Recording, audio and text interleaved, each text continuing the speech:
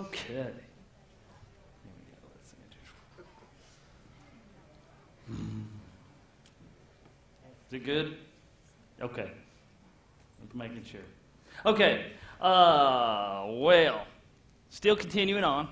I think I've actually kind of gotten into some stuff, and it might extend this a little bit to all your all's disappointment, I guess. Because I think sometimes you take cues from people, and I think my cue here is to slow down just a tad and really dig into what I'm doing, why we're doing it, and make sure you understand, because I just assume you all are fifth graders and get it like that, and we move on. But no, just kidding. That is what they expect. That I feel like sometimes they expect. You get one day to teach this. They better be experts, and your job depends on it. So, right, Mark? Okay. I was looking at some things that are mentioned very few times. And there are a lot of important aspects, especially Bible prophecy, that are just mentioned once or twice.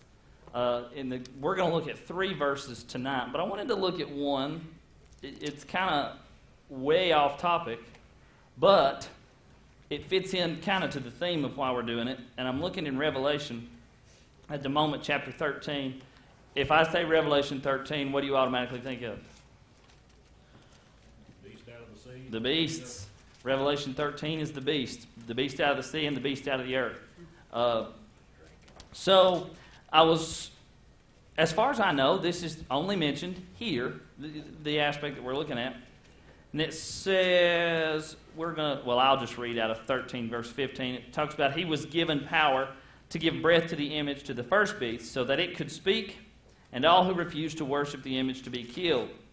He also forced everyone, small and great, rich and poor, free and slave, to receive a mark on his right hand or his forehead, so that no one could buy or sell unless he had the mark, which is the name of the beast or the number of his name.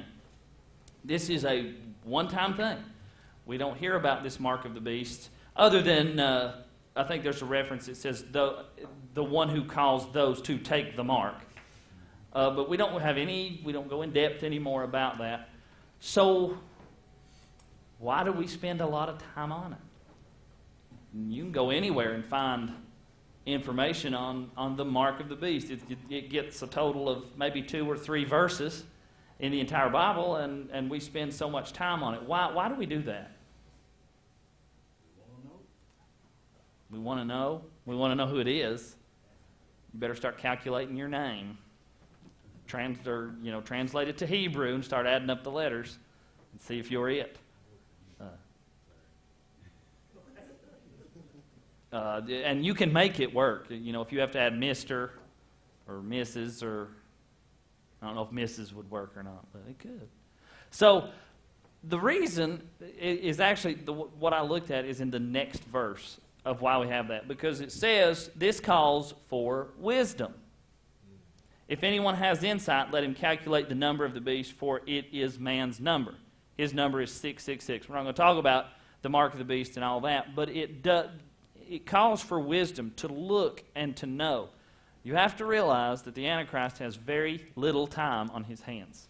Very little time. It would take, for someone to start from scratch, all that will be in place, it would take years, decades to get it all rounded up. To get it all together, we'll put it that way. To have the type of government that he will have. So while we study that, we look at the world today and see, oh, this is happening.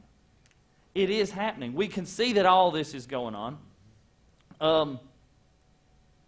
Not that the person who invented, say, debit cards was sitting there going, I hope this turns into the mark of the beast one day, or whatever, but we can see everything that's heading in that direction. We can see all the tracking systems that are out there. You may think that you wait till the tribulation, till the Antichrist's here, and then you'll run to some secluded area of the world. But they make cars now that the government can just shut your car off from wherever they are. they can turn it off and you not go anywhere. They can track you. Your cell phone can track you. Your cell phone can tell if it is you carrying it based on the way you walk. They are very smart. I don't know if you heard the other day, there was a case of that Amazon, I think it's the Amazon one, that recorded someone's private conversations and sent it to their neighbor. Conversations between a husband and a wife, and it collected them and sent it. So you can see all the things that are happening. The Google car, it can drive anywhere.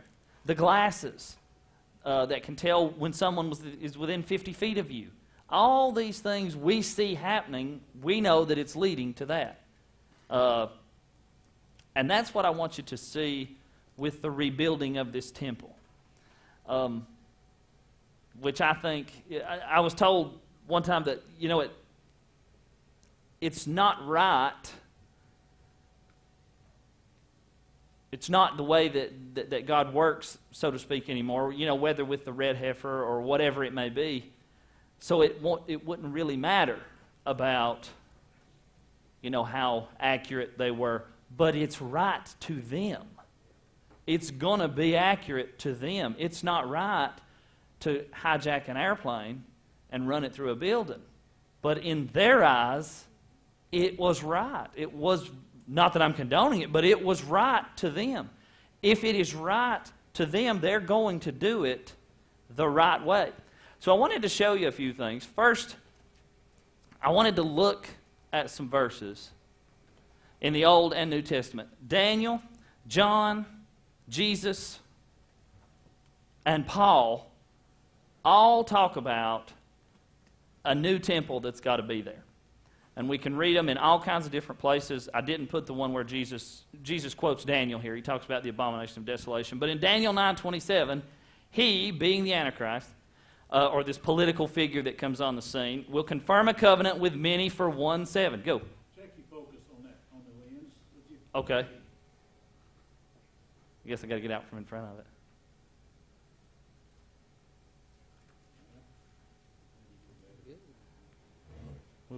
Is it good? Everybody read it? Can you read it? You just have to get closer. Okay, I was making sure. In the middle of the 7, or in the middle of that 7-year period, he will put an end to the sacrifice and the offering. And at the temple, he will set up an abomination that causes desolation until the end that is decreed is poured out on him. The him and the he in all this is talking about that political figure that comes on the scene. He's the peacemaker, the false peacemaker, but he will do it. He will achieve what no other politician in history has done for a time. It will be a false peace, but he will come on the scene and do it. And there will be a promise of a temple. I don't know how he will do this. I don't know how any man outside that it's God's will be able to convince these people that this will work. But he will do it for a time. And the plan will fall through. But this tells us that there will be a temple. There will be offerings. I don't know how anybody will get all these groups of the world to agree again to animal sacrifice. I mean, it's going to be a hotly contested issue. If it were happening now, the world hates Israel enough. They would be horrendous monsters if they did what God decreed in the Old Testament. So we know that there has to be a temple. We know that there has to be an Antichrist that will go into this temple and set up the abomination that causes desolation. You will have people argue here. What will people argue based on this verse? People will argue that it has already happened. That it happened after Daniel and before Christ. Antiochus Epiphanes taking the pig and sacrificing it to Jupiter on December 25th in that intertestamental period. He took it in there. He defiled the temple. And at that time, after the Maccabees and the regaining of the temple, there was a red heifer purification that went on because he went in there and he blatantly desolated the temple. It was a picture of what was coming. But we know that that is not what Daniel is talking about, because why? How do we know that that is not the one Daniel was talking about? There is a lot of prophecy in Daniel. Bill has probably gone over this. That has been fulfilled, right? Billy talks about Alexander the Great, all the kingdoms of the world. And there are pictures of these rulers. But how do we know that this is for our future? The 7-year tribulation. And the fact that Jesus quotes this verse. Jesus quotes it. He says, when you see the abomination of desolation, run as fast as you can. Get out. Get away. They'll know when they see it, they will know something is wrong, and they will head for the hills. Don't pack a bag. Don't get a clean pair of underwear. Don't get another pair of shoes. If you're barefoot, run as fast as you can. I can't imagine the mass killing that will happen on this day. It will be awful. You move on a little bit. Maybe Paul is talking here in 2 Thessalonians. I was reading in 2 Thessalonians, and it said, I thought it was very neat. Let me just read what it, hold on just one second here. Let me find the, and it made a lot of sense. There we go. A patient who didn't follow orders. Do we have any of those? A patient who didn't follow orders. You know, you go back to the doctor the same time over and over for the same thing. The doctor tells you what to do. You don't do it, and you go back to the doctor for the same thing. That's kind of the way the church here was doing, the Thessalonian church. They were getting confused about a lot of things and listening to a lot of other things that weren't true, and they were getting all confused. So Paul straightens them out in these 2 letters. One letter he focuses on the hidden coming of Christ, the rapture, and the other one he focuses on the physical second appearing and touchdown on the Mount of Olives. But he says in chapter 2, verse 3 and 4, he says, don't let anyone deceive you in any way, for that day will not come. He's talking about the man of lawlessness and things will not come until the rebellion occurs and the man of lawlessness is revealed, the man doomed to destruction. He will oppose and will exalt himself over everything that is called God or is worship, so that he sets himself up in God's temple, proclaiming himself to be God. So we know that this is future. This is after Christ. This is after that intertestamental period between the Old and the New Testament. There has to be a temple coming. And even in Revelation, and I probably won't get back to this verse today, but at some point I will, John is seeing the vision, and he's being told what to do. And he says, I was given a reed like a measuring rod and was told, go and measure the temple of God. Not in heaven, and the altar with its worshipers, but exclude the outer court, because it has been given to the Gentiles. They will trample on the holy city for 42 months. And when you go back into the Greek there, the trample there, it's trample, it's to stomp on with contempt. It is an intentional, a ruthless trampling of the city, a ruthless style of rule and governing of God's holy place. So we'll look at that in a little bit as well. But this tells us in the future there is going to be a temple there. There is no doubt. There is no spiritualizing it. This is not the heavenly temple. We know that. Why? People say, well, it's a heavenly temple. It's allegorical, whatever. It's not, because there's what here? There are Gentiles trampling on it. That won't happen in heaven. This is not a heavenly temple.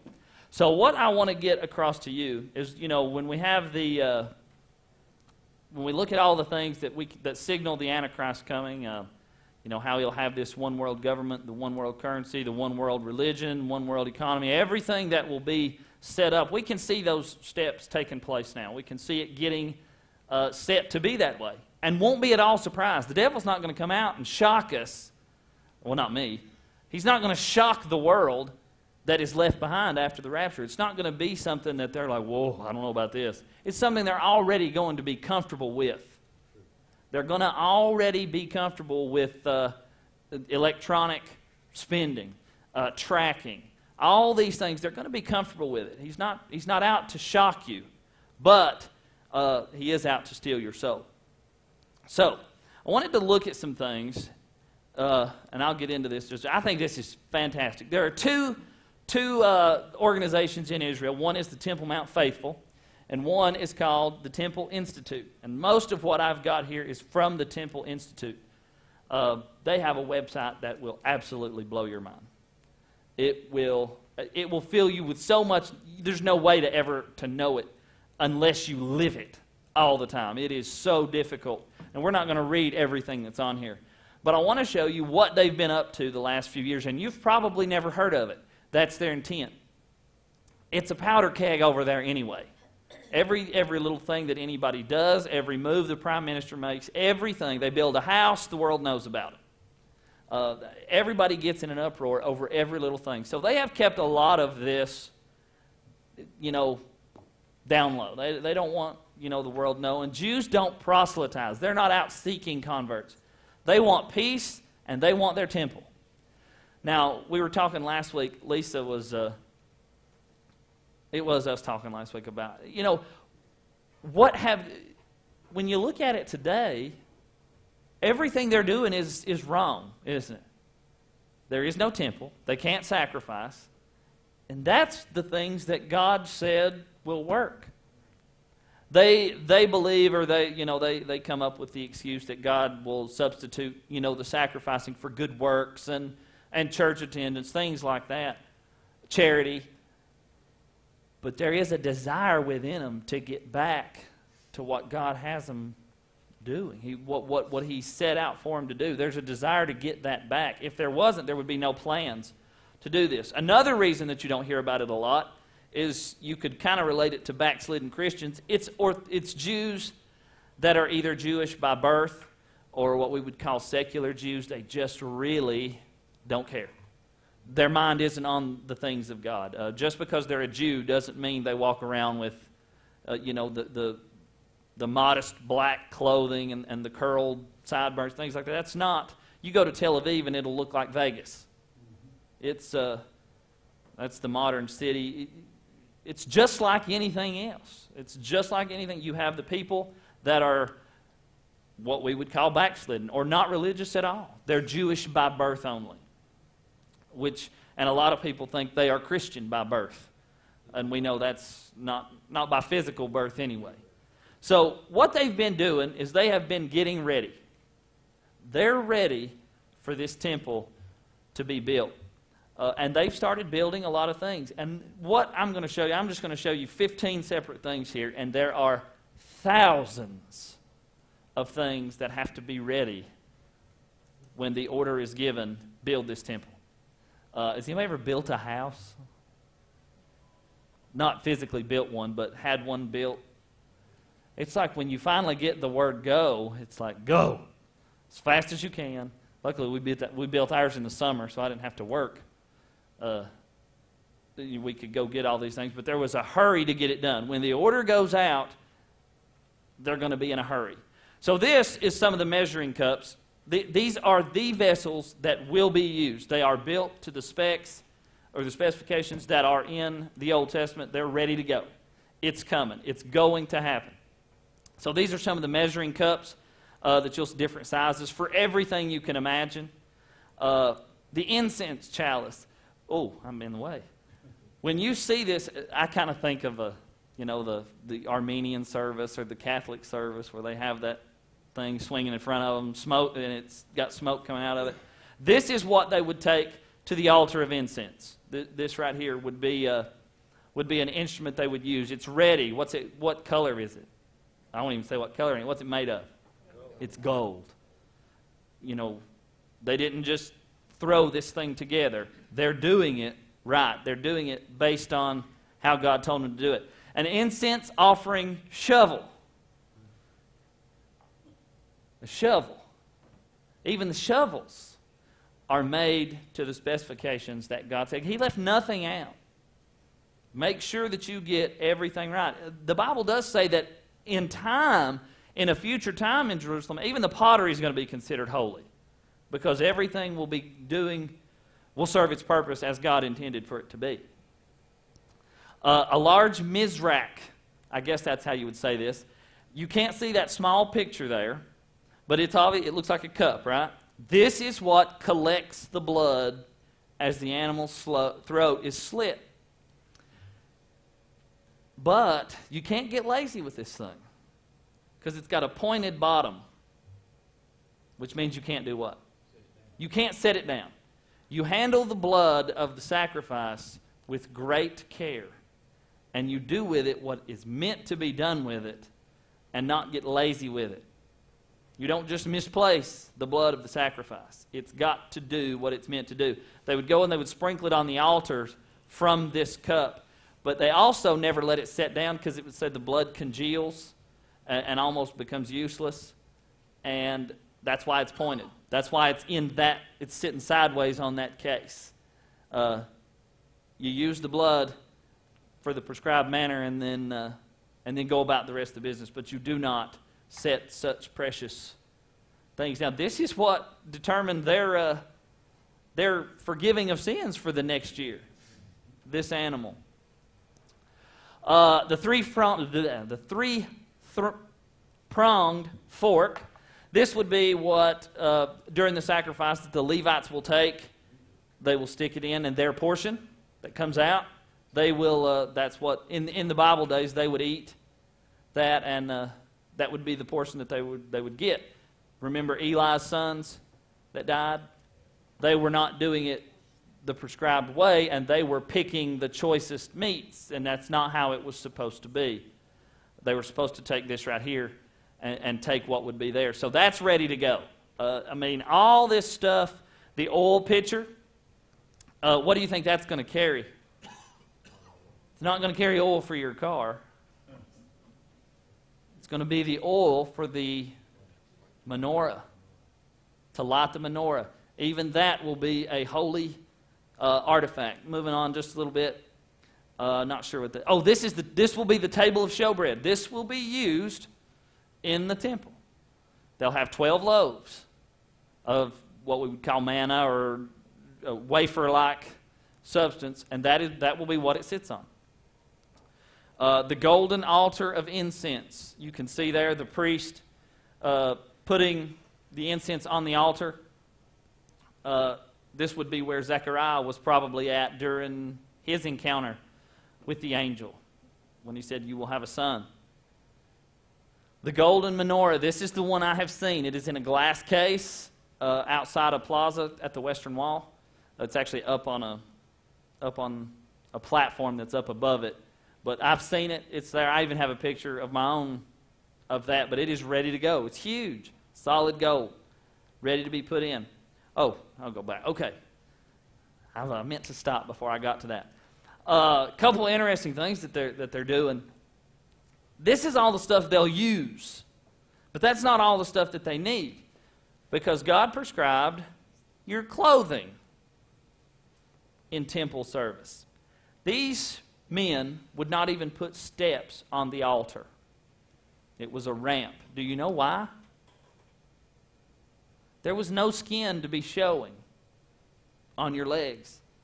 And the fear was they would step up and ankles would show as they went up the steps. So in this case, God did care what they wore and how they were covered, their modesty. So there's lots of things here. They're even doing the clothing. It's ready. The clothing is ready. See those bells? Does anybody know what those bells are? Tom, you probably know what those bells are. I know why a high priest would have bells on. You know he's in the temple. I heard a sermon in Asheville one time about this. He would walk in and you could hear him. You would know that he had not died inside the Holy of Holies. I believe there's 72. Does it say 72? I can't remember if it said 72 or 75. They're there. Do you see that blue? That's not just any color blue. This is a blue that came from an animal that was thought to be extinct up until 1990. The only way to get this color blue, as prescribed in the law, is to take it from a mollusk or a snail. And it was thought to be extinct up until 1990, and they found it off the coast of the Mediterranean Sea. So even as up to 1990, they could not do or have the proper garments, the proper color blue to have this ready to go. And now they have it. So even something like that, they could just say, oh, well, blue's blue. But they don't. They go and they kill this snail, this mollusk, and they use part of its body to dye the clothing a certain color blue. I cannot remember the name of it. I had a book, and I was going to read out of the book, but I forgot the book. So you've got that. You've got the robe. You've got the breastplate of the high priest with a stone for each of the 12 tribes of Israel, the Urim and the Thummim, the golden crown of the high priest. It is ready to go. Ready to go. These are actual pictures of them. You've also got this. I thought this was cool. I still don't know how it works because I can't find a video that suits me. This is what they call the lottery. And they use this device to cast the lots to determine the scapegoat on the Day of Atonement. The one that takes all the sins of Israel and sends them out into the wilderness to die. So all these articles that you've shown thus far, they're made and ready? They're ready. Everything. They're ready to go. Everything is there. Let's see what else. Do I have anything else? These are the cornerstones of the temple. They're ready to go. As far back as 98, these things were starting to be developed. This is a picture from a parade in 2009. So for the last 20 years, the thought has been in people's minds. And we think, well, 20 years, well, nothing's ever going to happen. But when you look at the rebuilding of Zerubbabel's temple, it was interrupted and started, and interrupted and started. It took a while for it to happen. So they've made plans for even that. The altar is the first thing to go up. The altar goes up before the temple. Does anybody know why? Why would the altar go up before the temple? You have to offer a sacrifice to dedicate the site. You gotta have the sacrificing going on. So the first thing that's going to happen is the altar is going to be placed, and then the building will go. The sacrificing is going on even without the temple there. It's got to happen. It's got to be there. They've got an altar built. It is ready to go. It looks like red brick, so to speak. But these bricks were forged in the hottest temperatures imaginable to handle the heat of the perpetual flame of the altar. To always be that hot and ready to go and never damage or crumble. It's ready to go, but it's almost what we would call portable. Why would it be portable? Now, the one in Jesus' day was 50 by 50 by 50. It wasn't portable. Because as soon as they say, build this temple, they're going to be ready. Everything is constructed. On this website, there are 51 pages of blueprints. You want to see them all? 51 pages of blueprints for the new temple that's coming. Everything is in place. The whole point is they practice with these. You know, they get them ready. They're training up to 500 priests. The Sanhedrin has been reconvened in 2005 in Tiberias. They have it ready to go. All they've got to do is pack up and move and be there. This temple will probably go up in record time when it starts. They may start out with a basic structure, kind of like what Zerubbabel did. The people cried when they came back. Some of the people that lived through the captivity, they cried and they wept when they compared it to the glory of the temple before. Herod came in. I don't know if you know this. When Herod built the temple, when he rebuilt it and expanded the Temple Mount, the Jews didn't trust him. No, nor should they have. They didn't trust him. So every stone that was taken down, there had to be a stone physically seen by someone to replace it. They made him, they held him to his word. They said, if you take this stone down, we want to see a stone that goes in its place. So every stone that was taken down, there had to be a stone formed and ready to go because they didn't think he would rebuild it. Another thing that they have got restarted is not the two witnesses of Revelation, but the two witnesses. They've got them ready, and they start by confirming the first day of each month. That determines your sacrificial calendar. So there are two men over there, even today, determining today's the first day. When they see the moon, you've got two in agreement. They go to the Sanhedrin and say, this is the first day. I might as well step out. You see that? I believe that. I see it. How come the devil is letting that go on? He surely should know what that's all about. I would say God's in it. Okay. Now, is it something... I think a lot of people struggle with why he allows it to go on when they're not spiritually where they're supposed to be. But it's all got a part of the plan. It's all part of the plan. It's got to be in place. This temple has got to be in place. You've seen it in those three verses. Jesus talks about the temple needing to be there for all this stuff to happen. So, to me, it's exciting. When I read all this, I get excited. You know, it's almost like when I was sitting reading today, you know, you get a feeling of the troubles of life kind of go to the side when you read this and you realize this is happening. In our day, the Antichrist's getting his kingdom ready. God's getting his ready too. It's coming. It's happening. So you say, why do you focus on this? I want to read to you, and I may be... you may disagree with me naming names, but I'm going to name a name here. I was reading this. I was looking at, you know, the importance of prophecy. I've heard as much as 1/3 or 1/4 of the Bible is prophecy. And why is that? What's the purpose? To me, for me personally, it gives me hope. It's part of that, looking for that great hope, knowing that it's coming. But it said a good example of someone dismissing prophecy can be found in the immensely popular best-selling book, The Purpose-Driven Life. It says, or by Rick Warren, he mocks Bible prophecy when he writes, if you want Jesus to come back sooner, focus on fulfilling your mission, not figuring out prophecy. And I think that's kind of, I don't think people are trying, so to speak, to figure it out. It's here. But studying and seeing the things that are going on in this world. He then goes on to characterize prophecy as a distraction and says that anyone who lets himself gets involved in distraction, like studying prophecy, is not fit for the kingdom of God.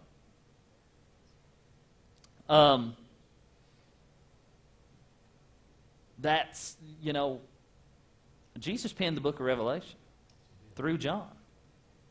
That is prophecy. That is future. If you will, you can turn there. I'm going to turn there. To Romans chapter 12. Or is it 13? Oh, it's 13. Verse 12. 13, verse 12. And this is why we look and we read this. This sums it up. Paul says, why worry about it? Why look at it? Why focus on it? Paul spent books and books talking about the second coming. Talking about what the people needed to look for. Jesus gave an entire sermon. These are the signs you need to look for. So if it was a distraction, why would he tell us about it? He says in verse 12, the night is nearly over, and the day is almost here. So let us put aside the deeds of darkness and put on the armor of light. Let us behave decently as in the daytime, not in immorality or drunkenness and sexual immorality and debauchery, not in dissension and jealousy. Rather, clothe yourself with the Lord Jesus Christ, and do not think about how to gratify the desires of the sinful nature. The whole point is to look and see It is a constant reminder, I'm coming soon. I'm coming back. I had a friend one time. I think she had gone somewhere she wasn't supposed to go, or somewhere her mama thought she wasn't going to go, and her mama would say, is that where you want to be when Jesus comes back? And you know, as kids, we would kind of laugh that off, but it's so true. What do you want to be found doing when Christ comes back?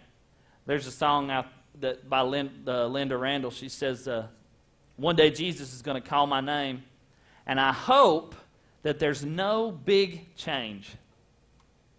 Hope there's no big change that he has to work in me other than what's necessary. I hope he finds me, just good enough, just close enough to him, as close as I can possibly be, that he doesn't have to change very much. That's the way we should live. And in light of prophecy and in looking at these things that are going to happen, that is something you don't hear about in the news. But it's out there. It's ready. The Sanhedrin has been formed. It's all there. It's all in place. It could be as little as 2 weeks. They've got an altar up and sacrifice. And if today was the day that they said do it, it would happen before you know it. A lot faster than the 20 years it took to get the embassy over there. It won't take 20 years once they say do it. But anybody got any thoughts or comments? The whole point, live life and look at these things and know he's coming soon. That's the whole purpose. There's no greater event left than for him to split the sky and come back and say, come on up. It's time to go. What could be better than that? Anybody got anything? Anybody? I think that's the million-dollar question. I think if you look at everything in context, I think it will be that political man who comes on the scene. I think he will orchestrate this process. I don't think anybody before Jesus comes back is going to be able to orchestrate even a temporary peace between that bunch over there in Israel. To be able to put up a temple. And that's the next one. Where's it going to go? We've got all the stuff. Now where are we going to put it? Where's it going to go? What's it going to cost? What's the world going to look like at that time? But at the current time, I think it will be after he comes back. I think this will all be a process of chaos in the world and needing some peace and stability and structure. And this man will come on the scene, and I think he will make it happen. When you say after Jesus comes back, you're talking about the rapture? The rapture, after the rapture of the church. Not the second coming. He will build his own temple after his feet touch the Mount of Olives. I think he will construct Ezekiel's temple, the fourth temple, to be built, because it's a whole other animal than these. It is huge in comparison to what's there now and what can even fit there now. The one that he will rule and reign from is massive, and that's Ezekiel 40 through 48. Did you see those fire bricks? Have you seen that? I wasn't there when I was there. No, it's new. Okay. Do you know where it is? It's at the Temple Institute, Okay. ready to go. They're probably, some of the things I was reading with, I don't know what all is in Tiberias and what all is at the Temple Institute, but they are practicing. Because no one sacrificed like this for thousands of years, 2,000 years. And, some things the techniques, things probably been lost, so they're getting in there and training and figuring out how to do it. And it will not be like a grand opening of a Walmart or a fast food place where there are bugs, kinks to be worked out. The first time a business is open, they'll be ready. They'll know how it's done.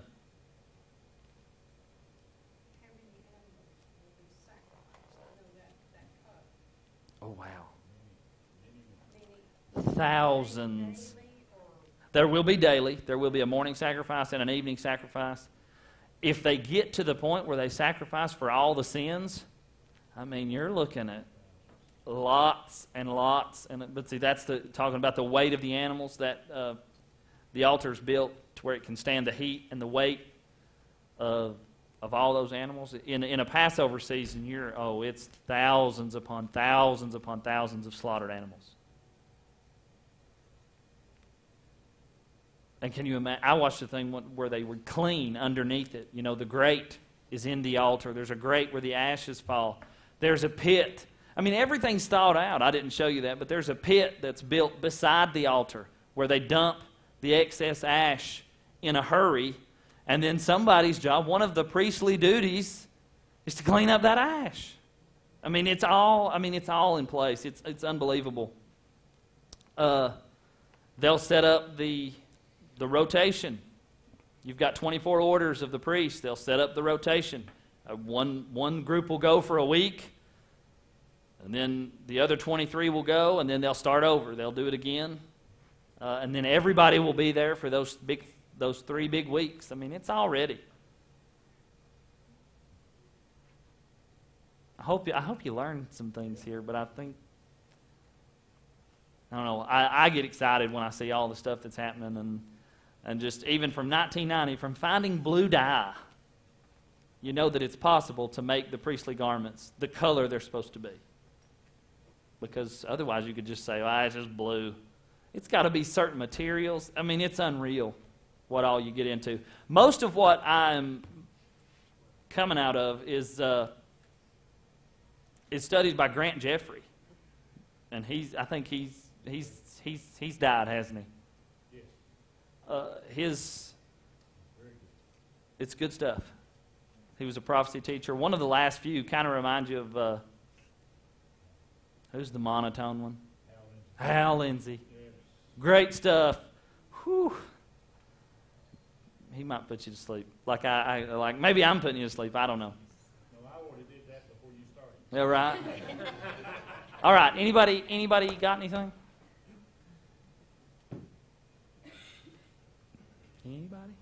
How come there's so much confusion between pre-tribulation and post?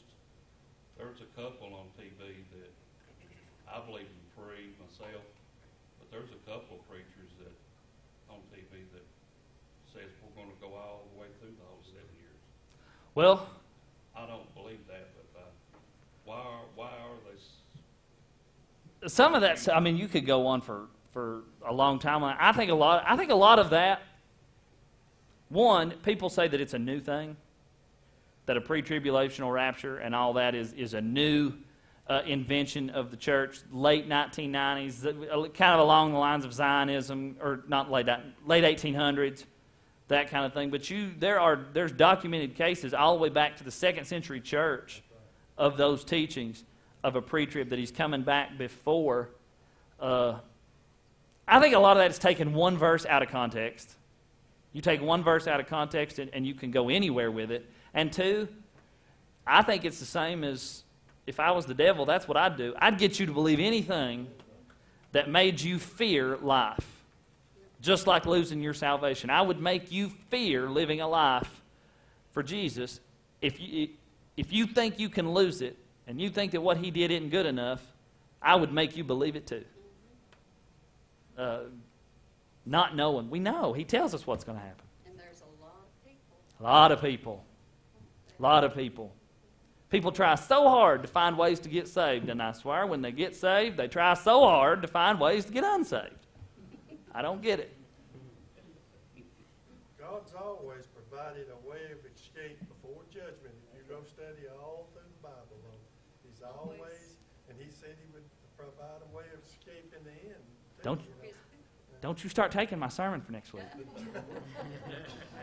But that's a lot of what it is. It's God prepares a way out, a way to escape the judgment. And he says, watch and pray that you count yourself worthy to escape the wrath that is coming on the earth. Paul says in the end of 1 Thessalonians, it's the last part. He said, I know that you're a believer because you have turned from idols to serve the Lord and to wait patiently for the Lord to come and deliver us from the wrath. I believe it's the last verse in the first chapter of 1 Thessalonians. I'll look and read it here real quick. We can do that. That's Acts. Yes. who rescues us from the coming wrath. What wrath would that be other than the greatest wrath ever to come on the earth? All right, anybody got anything else? I like discussion. Wednesday night, we're talking about the creation of man, humankind, Wednesday night. Did anybody catch what he said this morning? No, About the curved bone? Yes. That is cool. He was talking about what was it? Go ahead.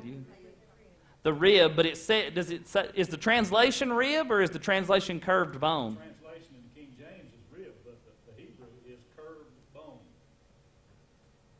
That woman was formed from a curved bone. That's obviously a rib, Yeah. but But the language itself says a curved bone. Me, I was sitting there going, any other bones that are curved? I know, it couldn't have been a femur. I guess that's out. All right. Anybody else got anything? Jeff, you've been called on a lot today. Will you close us out in prayer? Yes, sir. All right.